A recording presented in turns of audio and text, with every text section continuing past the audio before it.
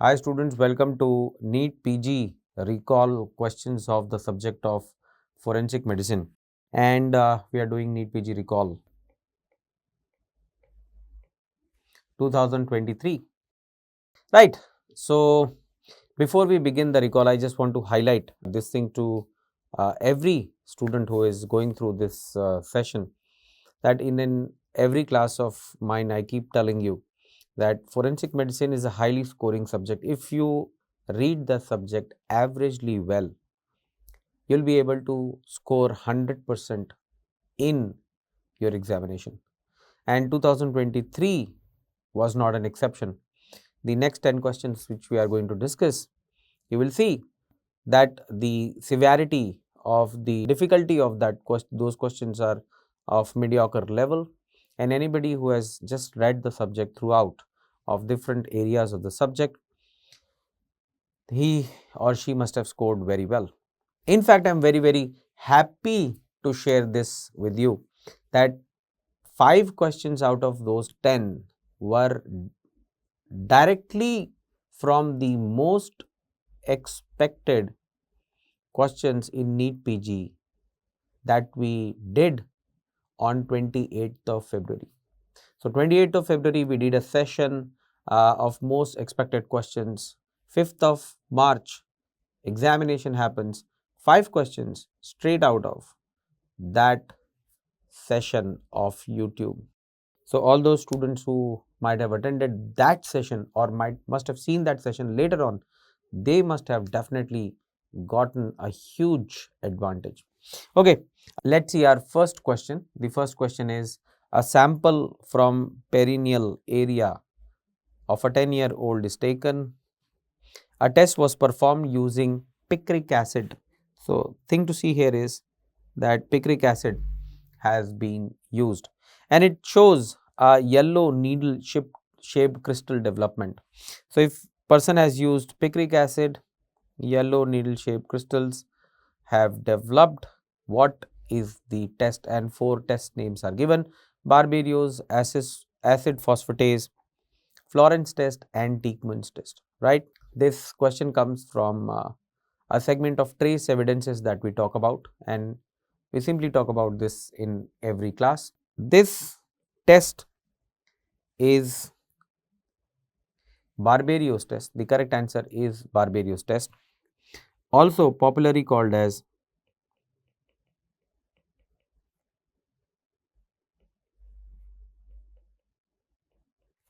picric acid test. It is done for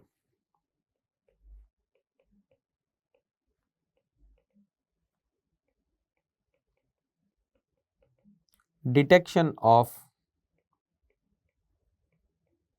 semen. It is done for identification or detection of semen. What exactly is done in the test is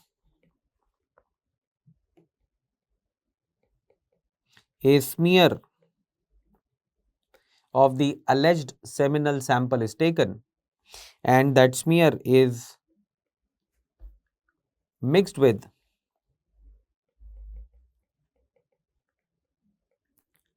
picric acid, and then the slide is watched microscopically.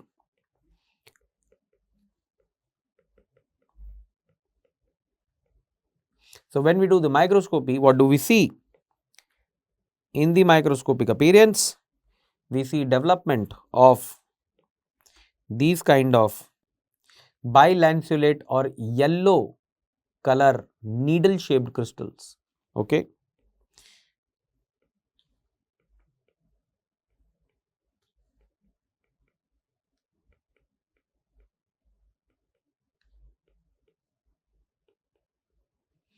Yellow color needle shaped crystals.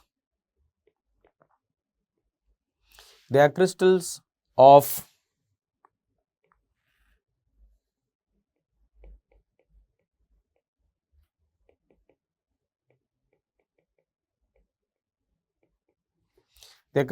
sperm in picrate. They are sperm in picrate crystals, and their formation and identification microscopically tells us that the alleged sample is semen. A very straightforward, very common, very simple question. Now, in the options, there were other examples also given, like acid phosphatase test, which is also done for semen. Acid phosphatase test checks for the acid phosphatase levels in the alleged sample. Semen has very high acid phosphatase levels, but in that no treatment with picric acid is done. Florence test is also done for detection of semen, in which a seminal sample is mixed with Florence reagent, and again it is watched microscopically for development of any microcrystals that can be identified by microscopic appearance. But the generation of crystals in Florence test is, the crystals are brown in color, rhomboid in appearance, and they are arranged either as pluses or crosses. Okay. So, Florence test generates brown rhombic crystals, brown rhombic crystals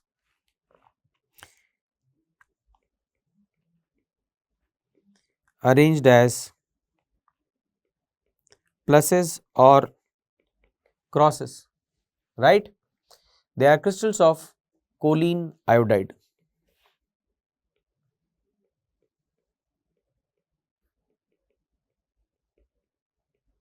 They are crystals of choline iodide, and that's how Florence crystals are different from picric acid crystals.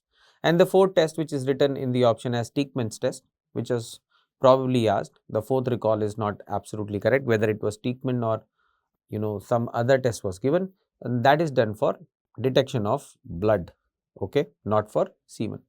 It also does not generate yellow needle shaped crystals. Let's see second question. Second question is the technique of autopsy that is done to limit the spread of infection in HIV patients. So, basically here what is the examiner asking you, that there is a HIV infested dead body. For some reason an autopsy has to be performed on that dead body. What technique would you adopt to limit the infection? And the answer should be very, very simple. An answer is something that we talked in the most expected question segment also, and we commonly talk this in our teaching also in the chapter of autopsy procedures. The technique is not to remove the body organs out of the body cavity for their inspection and assessment, but to assess the organ inside the body cavity only by cutting them in situ and not removing them to bring them out. That technique of dissecting the organs attached inside the body is called as Rokitansky's technique. Correct answer is option number A, Rokitansky's technique. Rokitansky's technique involves in situ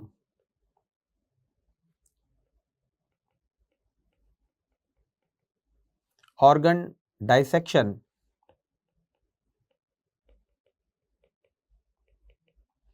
to minimize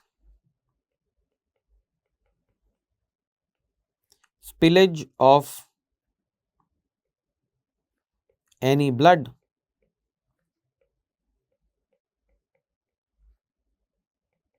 or secretions in HIV or HBsAg positive bodies, right? So, correct answer is Rokitansky. Three more techniques are given in the options. Those are also techniques to bring out viscera out of the body cavities for its inspection, right? These techniques are Virchow's technique, Latulle technique, and Ghon's technique. Virchow's technique is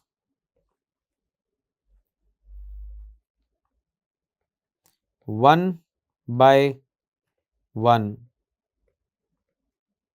organ dissection. So whatever organ that you want to dissect, you cut it out of the body attachment, bring it out, wash it, dissect it. Once you are finished with it, you place it back. Then you go to the next organ. That's one by one organ dissection. The second is Latule technique. Latule technique is also called as en-masse technique.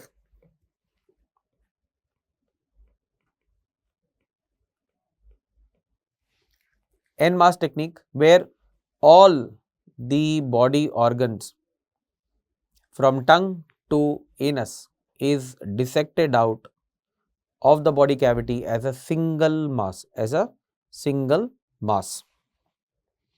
This single mass consists of four different trunks. The first one is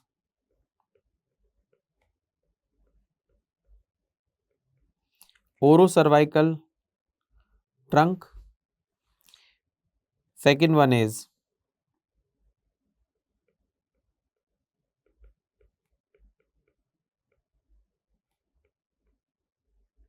cardiopulmonary trunk. Third one is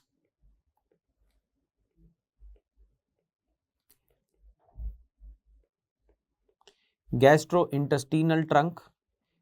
Fourth one is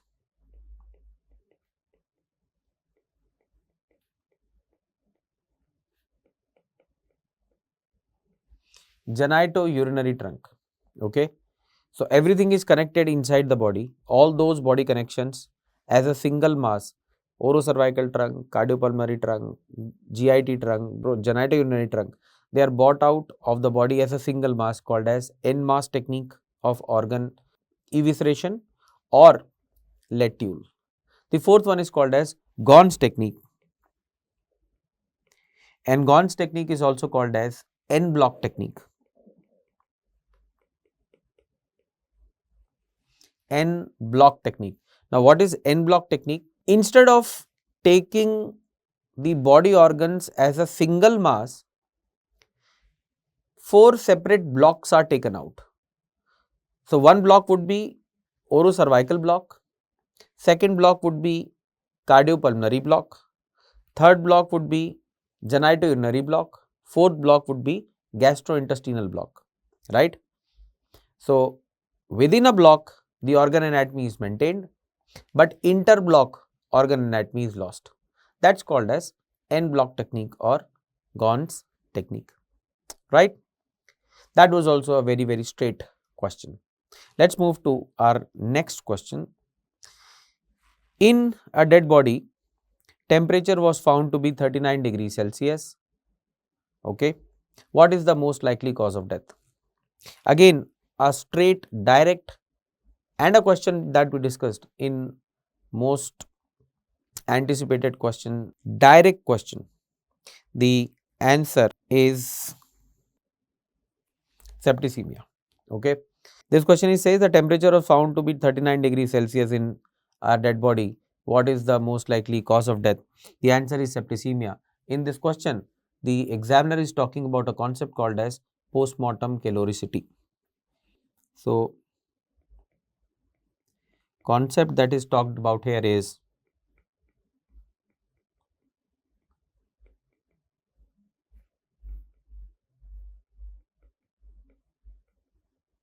postmortem caloricity. What exactly is postmortem caloricity?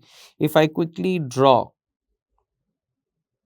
a graph of algar mortis, that is postmortem cooling of body, we remember on the x-axis we have time, on the y-axis we have temperature. The graph goes in a sigmoidal curve like fashion, okay, divided into three phases. You can see the first phase when the temperatures of the body do not come down at all for first few hours. So, this is phase 1. Then Phase 2, when the temperatures come down very significantly, only to end up in phase 3, when the graph line again parallels with the time. That is, no more fall of temperature of the body will happen, because the body has come in equilibrium with the external surroundings. So the idea is, after death, the body is losing its temperature to the external surroundings. That is called as algor mortis or post-mortem cooling. But here we are not talking about post-mortem cooling, we are talking about post-mortem caloricity. Post-mortem caloricity is an exception to post-mortem cooling, where in the initial hours after death, rather than losing the body temperature keeps on rising. So what if in the initial few hours we see the temperatures of the body are going up, whereas normally we see that the temperatures are static. Normally the temperatures are static for the initial few hours. After that it start to fall. But what if they keep on rising? That concept is called as postmortem caloricity. And there are various reasons for that. The important reasons are disturbance of heat regulation. So during death, if there has been a disturbance of heat regulation like sunstroke, postmortem caloricity can be seen. Great increase in heat production in muscles due to convulsions, which can happen either in tetanus or strychnine poisoning, postmortem caloricity. Excessive bacterial activity, septicemia, cholera, postmortem caloricity. And if we come back to our question, the choice that was given was septicemia. Very, very simple answer. Okay. Right. Let's move to our next question. It says the technique of autopsy that employs the en bloc method of removing thoracic, cervical and abdominal organs. What is that technique called as? We have discussed this thing just 2 questions earlier. That technique is called as Gon's technique, also called as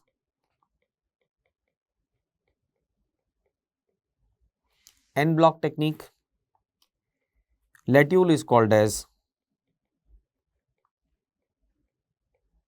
en masse technique. Okay.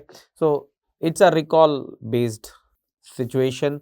Some student says that they did not ask en masse, but they rather said the question was, what if all the blocks are taken out as a single mass?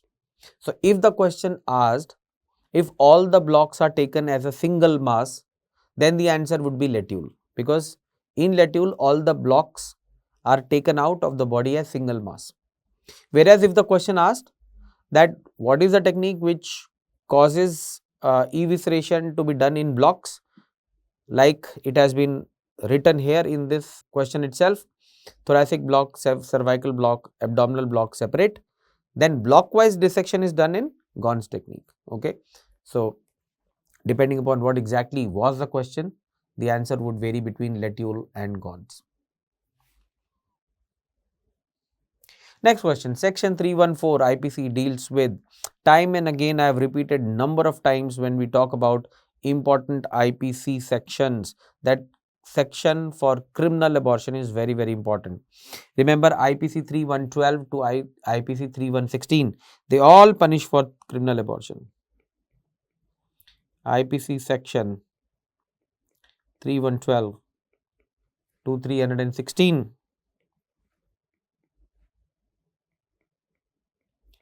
they all punish for criminal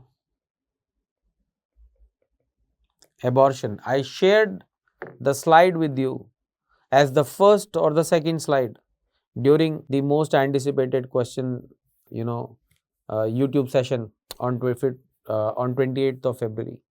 This series of section was also there, criminal abortion, and a question has directly come that what is 314. Now 314 is a part of this series, and it punishes for an act where the death of the mother happens due to an act intended for causing miscarriage or abortion of that female. So, correct answer here is option number C, criminal abortion leading to death of the mother. If we quickly see different provisions in 312 to 316, what do we find? 312 punishes for abortion done not to save the life. The punishment is 3 years. If the female on whom the abortion is done was already quick means she has experienced quickening, then the punishment would escalate to 7 years. In 313, abortion without consent of the woman. If it is done without the consent of the woman, the punishment now goes to 10 years or it could be extended to life imprisonment. And 314, which was asked in the examination, is death of a female due to an act with intent to cause miscarriage. So, an act was done on a female with an intent to cause a miscarriage on her, but as a result or unfortunately the female died in that act. Punishment is 10 years. Question that was asked in the exam. And if the same act would have been done without the consent of the female, the punishment is higher, that is life imprisonment. Okay. 315 punishes for preventing a child from being born alive or causing it to die after birth. Again 10 years of imprisonment. 316 act causing death of quick unborn child. Punishment for 10 years. Okay. Time and again I keep telling in my sessions that criminal abortion sections are very important, and this year ultimately the examiner created a question out of that segment. Let's move forward. Let's take up our next question. During harvest season, a farmer was taking rest in a shade. So, good thing is that he is farmer and it's a harvest season, means there is a full developed crop.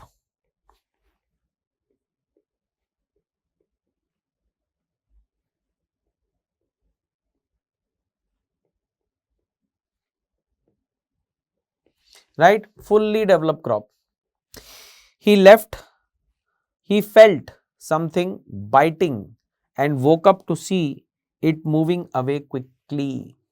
So, a bite was felt and he saw something moving away quickly. After that, he felt drowsy, pain, uncontrolled bleeding. Very important clincher given here. The wound became red with blisters. Again, very important clincher given here. Which of the following was the possible cause? What do we see? The crime scene or the scenario of the crime or scenario of the happening of the incident is a farmer's field. And what organic poisoning can happen in a farmer's field? It is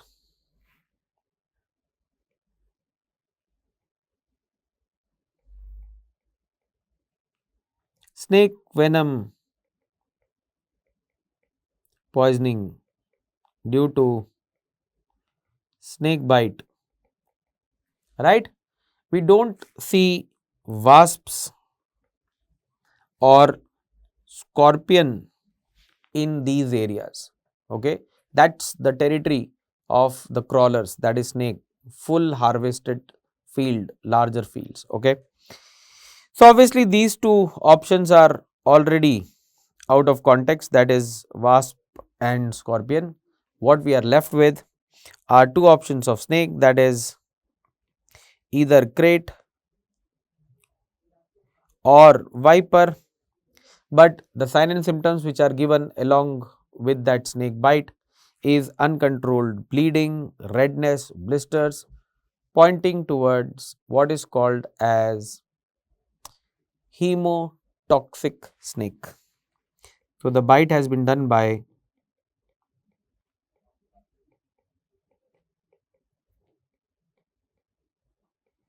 hemotoxic snake, leading to uncontrolled bleeding and development of redness and blisters at the sign of bite.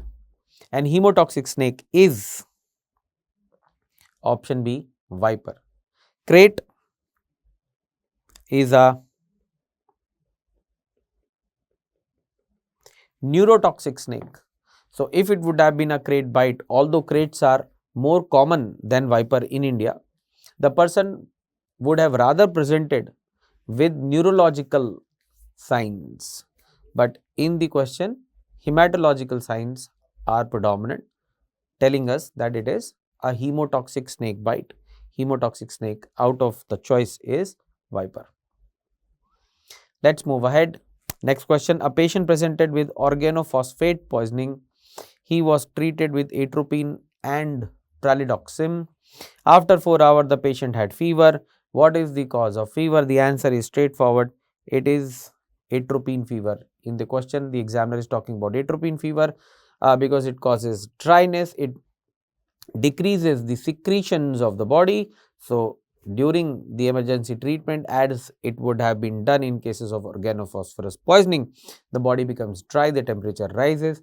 It is a normal outcome that is seen in cases of atropinic therapies. Let's move forward.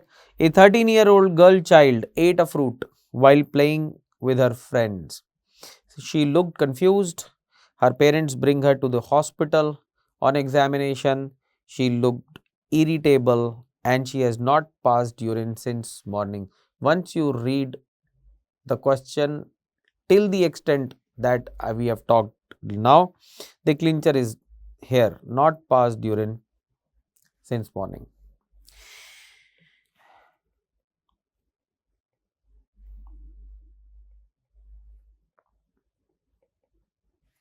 Dysuria.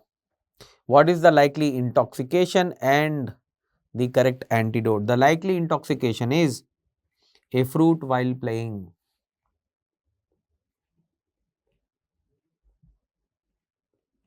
Common available. So, fruit has to be something which is very commonly available because she ate something while she was playing and she is 13-year-old. Commonly done by children because children are ignorant. They will eat something which is readily available on roadsides because children play commonly on roadsides in their normal, local area where they live. And that poisoning is what? That poisoning is dhatura poisoning. We talk about it time and again and again. There was exactly the same question which was kept by me on 28th February when we were doing most anticipated question YouTube session. Same question has come. In that question also we talked about what is the intoxicant and what is the antidote. So, my question was same, the exam question is same. The intoxicant is dhatura, the antidote is physostigmine. Okay. Okay, let's see the next one. A patient presented with seizures, muscle tremors, backward arching of the spine after consuming some herbal medicine. So, we have seizures, muscle tremor, backward arching of spine. This backward arching of spine is the important clincher of the question here. This position is called as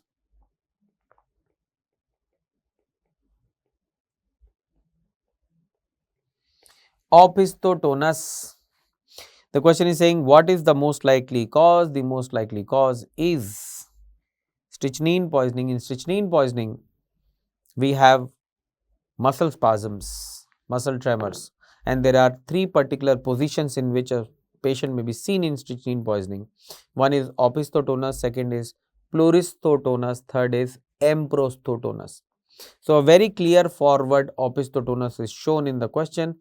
The answer is strychnine poisoning, which is the active principle in Nux vomica.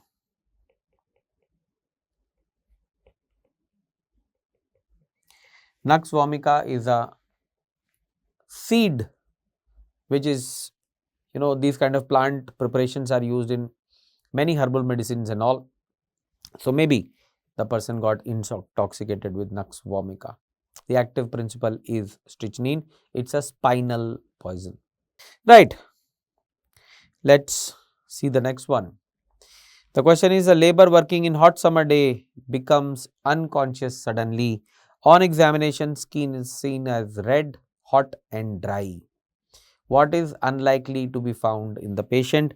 Same question that we included on 28th February session, line to line, same question, similar options. The answer here is simple. We are not expecting any sweating. The answer is hidden inside the question itself because it says it is dry. The situation here is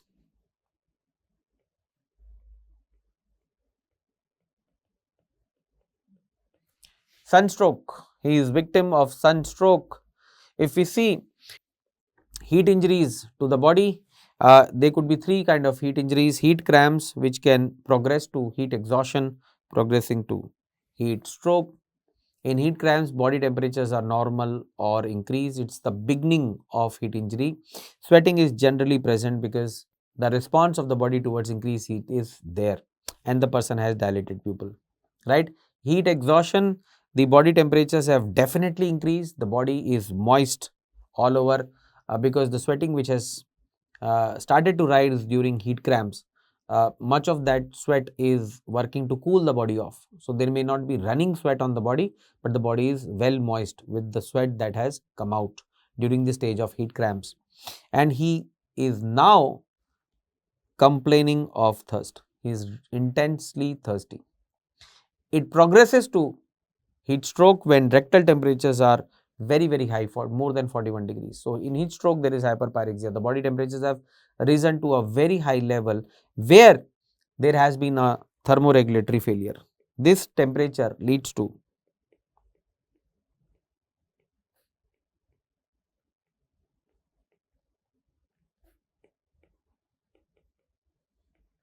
thermoregulatory failure. As a result, in skin we do not see any sweating, absent sweating. Okay, so absent sweating,